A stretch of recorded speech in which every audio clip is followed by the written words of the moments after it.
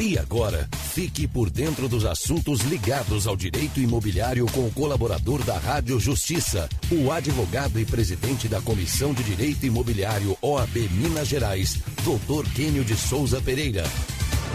E o tema da coluna de Direito Imobiliário de hoje é o pagamento irregular da cota de condomínio. Há casos em que o morador, por discordar do valor da cota condominial, realiza o pagamento diretamente na conta do condomínio ou da administradora, ignorando assim o boleto que foi gerado. O depósito direto é considerado como pagamento irregular, podendo o condomínio, então, cobrar o valor dessa cota. A situação gera inúmeros processos judiciais que poderiam ser evitados. E quem vai explicar tudo isso sobre o tema é o Dr. Quênio de Souza Pereira, presidente da Comissão de Direito Imobiliário da Ordem dos Advogados do Brasil de Minas Gerais. Olá, Dr. Quênio, bom dia. Olá, Sérgio. Olá, ouvinte da Justiça. Bom dia para todos. Então, isso acaba acontecendo muito, Dr. Quênio. A pessoa não está contente ali com o valor, vai e faz o depósito direto e acha que está tudo bem? Isso acontece com muita frequência em centenas de condomínios no país, porque as pessoas às vezes ficam chateadas quando a cota de condomínio aumenta, como se o síndico fosse culpado, né, que é uma inverdade, porque as cotas de condominiais refletem um rateio.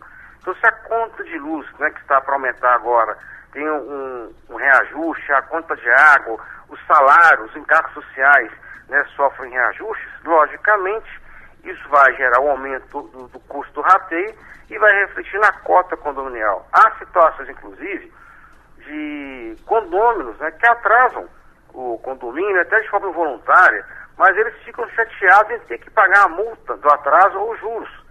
Então, às vezes, ele tem ciência de que o condomínio tem aquela conta bancária em tal banco, e aí, apesar de receber o boleto bancário, que é o boleto que tem lá o código identificador, que é fundamental para a segurança do condomínio, ele ignora o boleto e faz um depósito a menor para se ver livre da obrigação de pagar os juros e as multas. Quero frisar que tem síndicos que ficam, às vezes, meses e meses, sem saber o que fazer, porque precisam do dinheiro dos condôminos para quitar as contas, mas esse condômino que paga atrasado, ele insiste em pagar de maneira irregular, gerando esse descontrole no condomínio. Então, essas situações ocorrem em todo o país, repito, com muita frequência, e às vezes acarreta um descontrole do caixa do condomínio, ou então processos judiciais que poderiam ser evitados.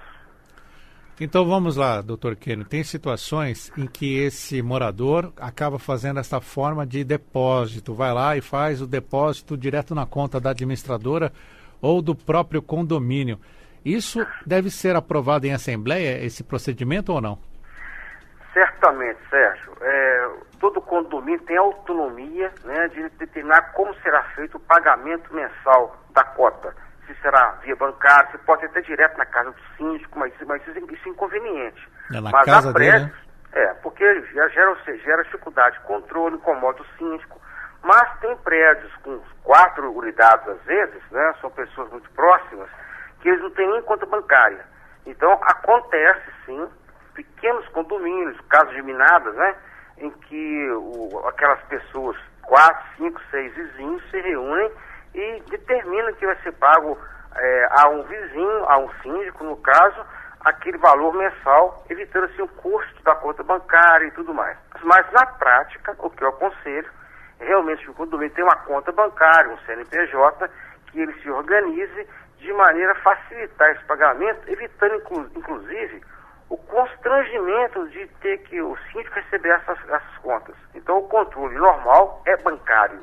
Outro fator que eu quero frisar é que a Assembleia que determina o dia que é feito o pagamento, o vencimento, qual banco. Então, a Assembleia tem total domínio em relação a isso. O quórum é da maioria simples dos presentes e esse pagamento feito de maneira adequada é que visa ter um controle, né, de quem está pontual ou não. Então, desrespeitar essa norma é sabotar o condomínio, é criar uma situação de descontrole. E nós sabemos que tem situações delicadíssimas em que quando há uma eleição de novo síndico, quando há até uma divergência, de disputa, né, pela eleição, há uma dificuldade de passar o controle para outro síndico. Já percebemos situações em que o condomínio ele perde o direito de cobrar as cotas condominiais, essa prescrição, né, porque a pessoa ocorre em 5 anos. Então, por que isso ocorre às vezes? Porque há síndicos que ficam muito tempo no cargo, quando passa para o outro, né, o seu sucessor, as contas, e passa de maneira a gerar dúvida, há uma perda de controle de quem está pontual ou não. Então, essa perda de controle pode acarretar uma dificuldade para entrar com a ação de execução contra o devedor, e em função disso o condomínio fica no prejuízo.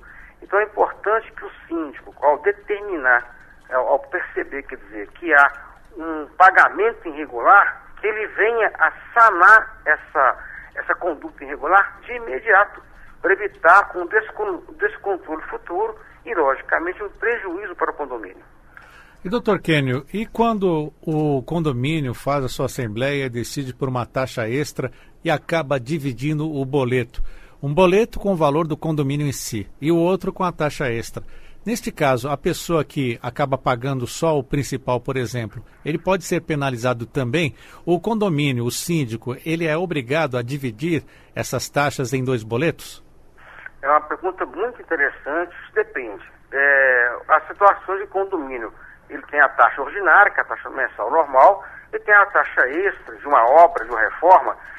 O ideal é colocar tudo no boleto só, porque economiza a despesa do banco. Porque cada boleto que é emitido, há uma taxa, uma despesa, né, do boleto para o condomínio.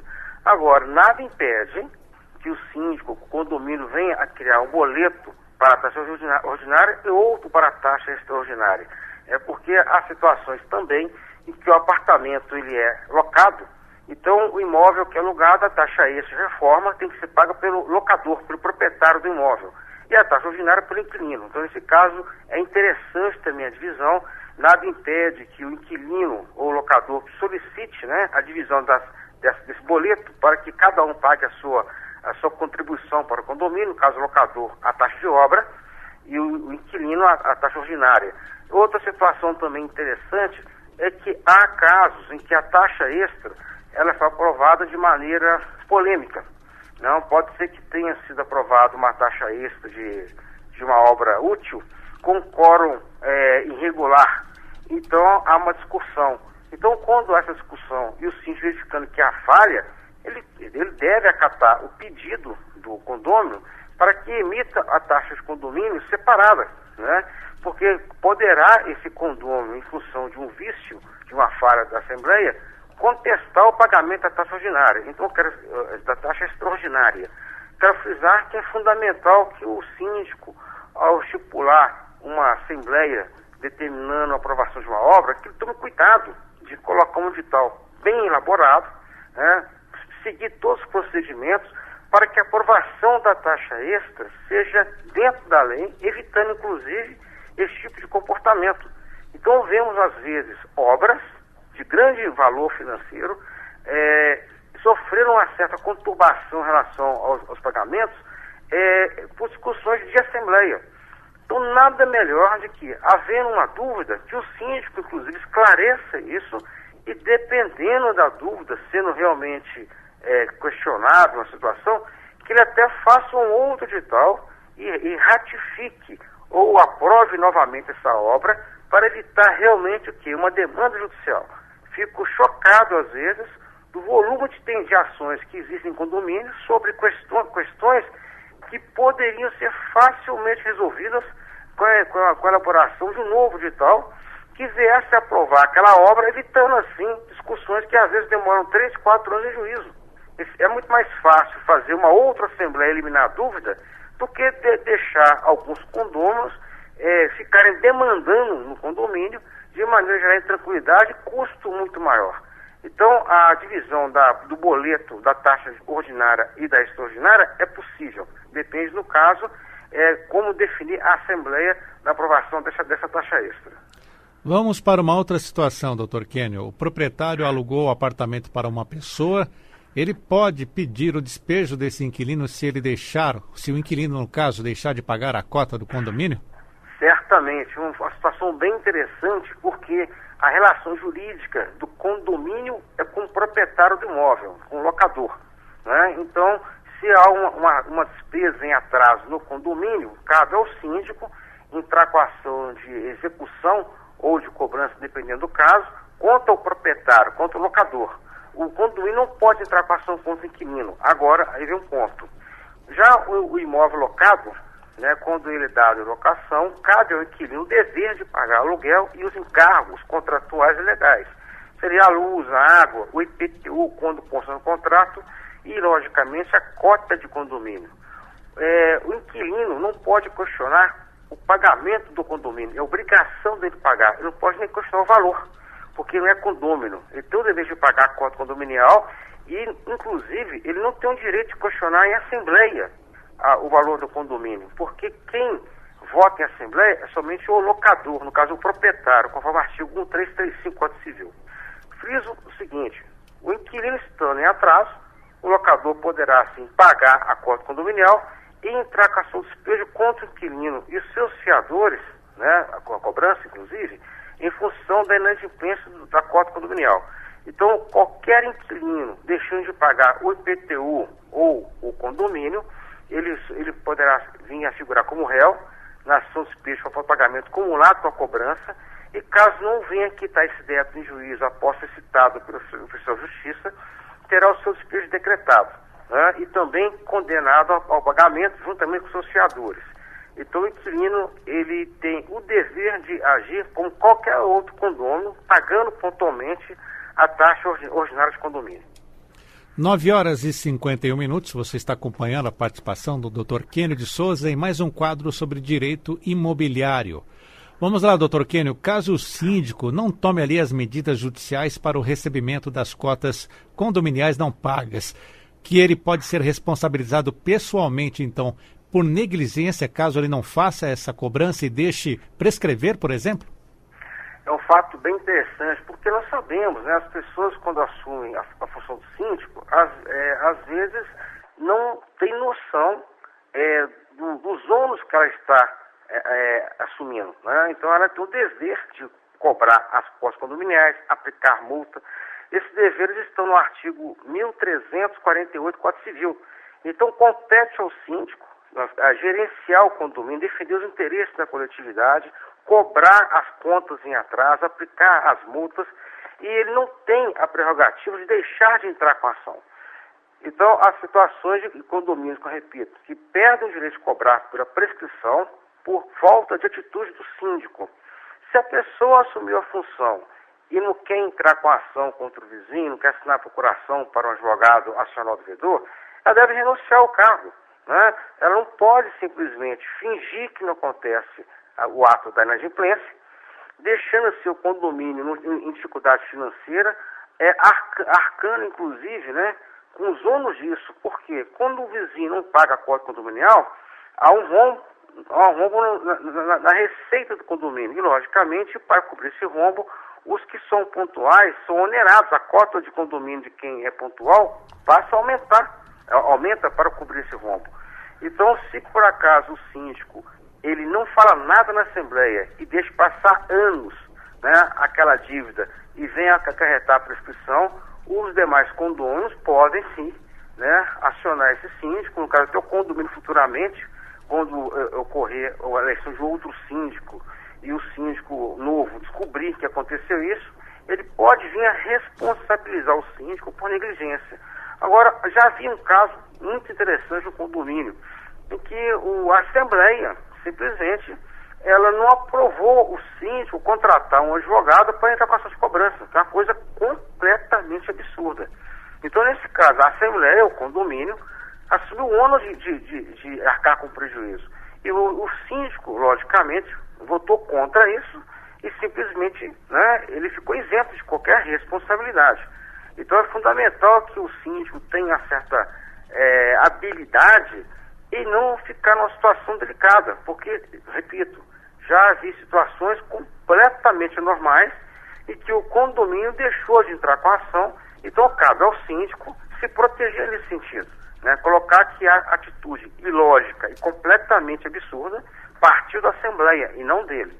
Mas se o síndico não fala nada, futuramente, quando acontecer a eleição de outro síndico, poderá vir arcar com o ônus de não ter entrado com essa ação. Então é interessante que haja isso tudo haja um registro na ata da Assembleia, de maneira a proteger o síndico se ele for impedido de contratar um advogado para entrar com a ação. Que, repito, é uma situação anormal, mas já havia acontecer. E qual o papel do Conselho Fiscal? O Conselho Fiscal pode ser responsabilizado junto com o síndico, doutor Kênio, para a gente finalizar? Pode, porque dependendo, qual que é a função do Conselho Fiscal? Fiscalizar as contas, acompanhar o que está acontecendo. Então, se por acaso o Conselho Fiscal verifica que tem situações completamente anormais e não fala nada, ele pode vir ser responsável junto com o síndico. Então, há conselheiros muito atuantes, né, que querem fiscalizar e o síndico sabota, ele impede o acesso àquela documentação. Então, esse conselheiro diligente, ele faz a comunicação para o condomínio, né, se isentando de qualquer responsabilidade e comunicando os atos irregulares, ou então até o impedimento de acesso à documentação. Quando esse conselheiro faz isso, logicamente que ele não pode ser responsabilizado por um ato indevido do síndico. E essa comunicação do conselho geralmente provoca uma assembleia para que a assembleia tome providência em relação àquela conduta irregular, para verificar o que está acontecendo. Então, o Conselho Fiscal tem que ser ativo e tem que ser respeitado, né, pelo síndico, e o síndico não pode negar nenhum dado, negar documentos, negar o acesso às informações ao Conselho Fiscal, que é um dos órgãos representantes do condomínio. Então, agora, se o Conselho Fiscal ele é conivente com os atos errados, repito, ele pode vir sim a ser responsabilizado junto com o síndico. É por isso que o Conselho Fiscal tem que ser atuante, senão pode sobrar também para esse Conselho Fiscal, normalmente formado ali por 3, 4 moradores que acabam fazendo a leitura dos livros contábeis, verificando tudo certo e cobrando também satisfação do síndico. É isso, né, doutor Kênio? Corretíssimo, e um detalhe, já fui síndico várias vezes e o Conselho, às vezes, é uma grande ajuda, né? Ele, em geral, ele contribui muito, né, para que o síndico possa desempenhar suas funções de maneira acertada e tranquila. Esse é o Dr. Kênio de Souza Pereira, presidente da Comissão de Direito Imobiliário da OAB de Minas Gerais, conselheiro da Câmara do Mercado Imobiliário e do Secov Mineiro, que participa toda terça-feira conosco aqui no nosso quadro Direito Imobiliário. Dr. Kênio, até semana que vem. Até semana que vem, um abraço para todos. Muito obrigado. 9h57. O Revista Justiça de hoje vai ficando por aqui, com a apresentação minha, Sérgio Duarte, produção e edição de Rafael Ferreira, os trabalhos técnicos de Vidigal Barbosa, coordenação de jornalismo Arthur Filho, Secretaria de Comunicação Social, Supremo Tribunal Federal.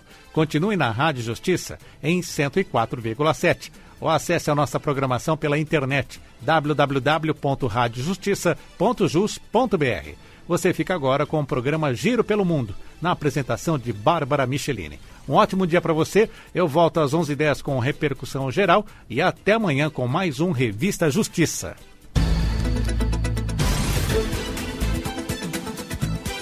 A Rádio Justiça apresentou Revista Justiça.